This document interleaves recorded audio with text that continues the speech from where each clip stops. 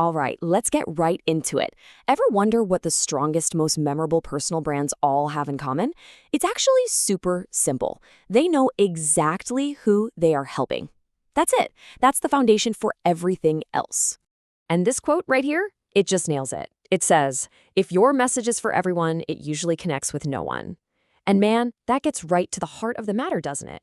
This is the big problem, maybe the single biggest mistake so many of us make when we're trying to build a personal brand.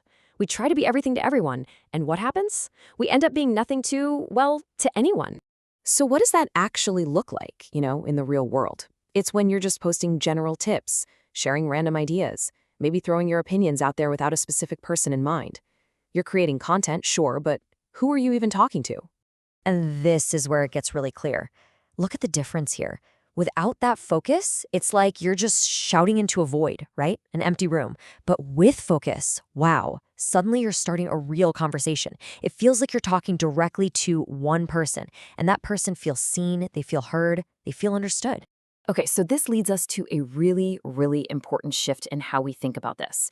A personal brand isn't about broadcasting your life to the world. Nope. It's about switching from just talking at people to actively helping people. That simple idea, it's a total game changer. And here it is, the definition that honestly changes everything. Personal branding is just this: you helping specific people solve specific problems. That's it. Once you get that clarity, once you know exactly who you're helping and what they're struggling with, creating content that pulls them in it becomes so much easier. All right, so how do we actually do this? I'm not going to just leave you with the theory. We're going to walk through a super simple 4-step framework. Think of it as your roadmap to finding and defining your perfect audience. So here are the 4 steps we're going to break down. First, we'll figure out who you want to help. Then we'll create a little persona. After that, we'll dig deep into their problems. And finally, we'll figure out what they're actually searching for online. Ready? Let's do it. Okay, step 1. And it all starts with this one super fundamental question. Who do you actually want to help? I mean, really think about it. Is it young entrepreneurs who are just getting their first business off the ground? Maybe it's students trying to figure out how to invest. Or hey, maybe it's small business owners who are totally lost when it comes to marketing. The more specific you are here, the stronger your brand is going to be. Now for step 2, let's make this feel real. We're going to create a persona. And don't worry, this isn't some crazy deep research project. It's just about picturing one single person. So let's meet Anke. She's 30, and she just launched her own sustainable web shop. Her big goal, to get more visible online. But her biggest challenge? She is totally overwhelmed by social media marketing. See? Now you're not talking to some faceless crowd. You're talking directly to Anke. Okay, building right on that, the absolute best personal brands, they solve problems. So for step 3, you have to ask yourself this really powerful question.